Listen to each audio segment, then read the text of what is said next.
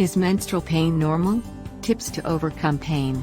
Menstruation, a natural process marking the onset of reproductive capability in individuals with a uterus, is often accompanied by various physical and emotional symptoms.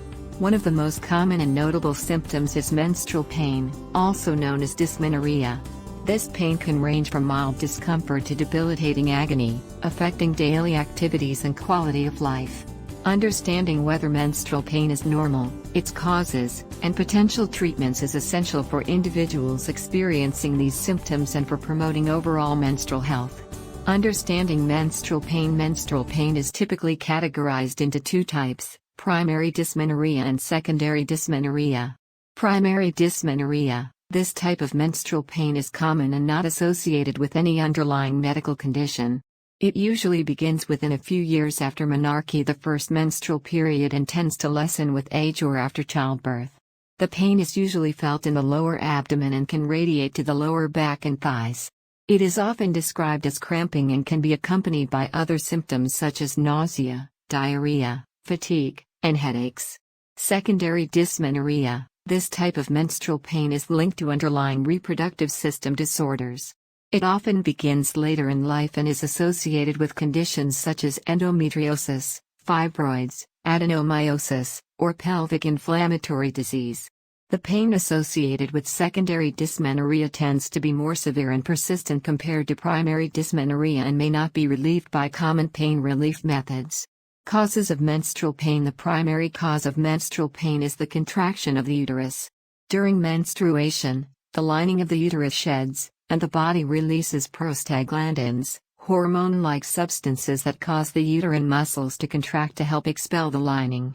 Higher levels of prostaglandins are associated with more intense uterine contractions and, consequently, more severe menstrual pain. In the case of secondary dysmenorrhea, the pain is caused by the underlying condition. For example, endometriosis. This occurs when tissue similar to the lining inside the uterus grows outside the uterus, causing inflammation, pain, and adhesions. Fibroids. These are non-cancerous growths in the uterus that can cause heavy bleeding and pain. Adenomyosis. This condition occurs when the tissue that normally lines the uterus begins to grow into the muscular wall of the uterus, causing pain and heavy periods. Pelvic inflammatory disease (PID), an infection of the reproductive organs that can cause pain and scarring. Is menstrual pain normal? To some extent, menstrual pain is considered a normal part of the menstrual cycle.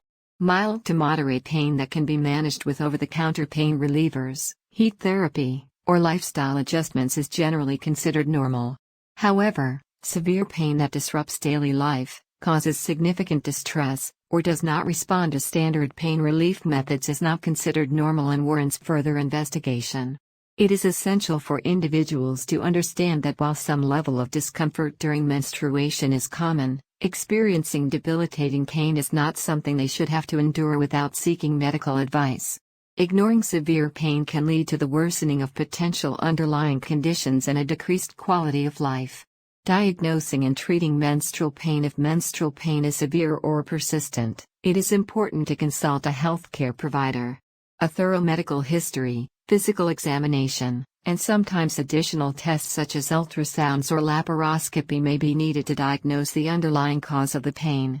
Treatment options for primary dysmenorrhea. For primary dysmenorrhea, several treatment options can help manage the pain. Nonsteroidal anti-inflammatory drugs (NSAIDs). Medications such as ibuprofen and naproxen can help reduce pain and inflammation by lowering prostaglandin levels.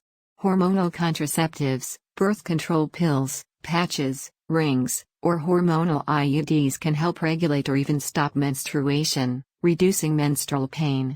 Heat therapy. Applying heat to the lower abdomen can help relax the uterine muscles and reduce cramping. Exercise. Regular physical activity can improve blood flow and reduce the severity of menstrual cramps. Diet and lifestyle changes. Maintaining a balanced diet, staying hydrated, and avoiding excessive caffeine and alcohol can help manage symptoms.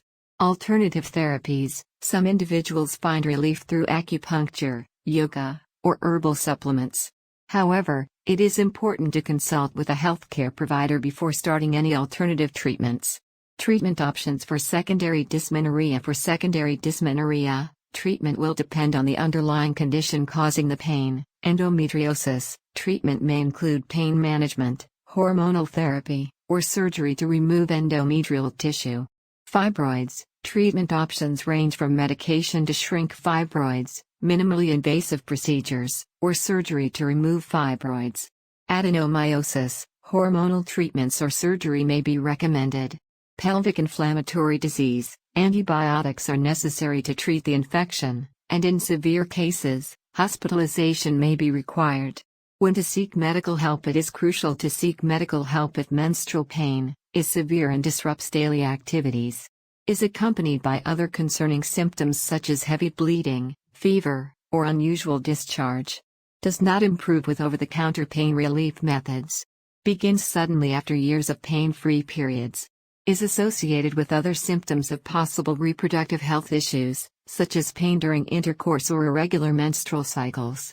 Conclusion: menstrual pain is a common experience for many individuals with a uterus, but the severity and impact of this pain can vary widely.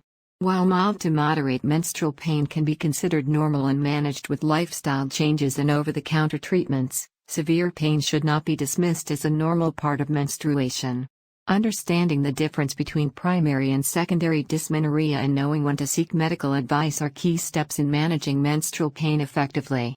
By promoting awareness and education about menstrual health, we can help individuals recognize when menstrual pain is not normal and ensure they receive the appropriate care and treatment. It is important to advocate for oneself and seek medical help when needed to maintain a healthy and fulfilling life despite the challenges of menstrual pain.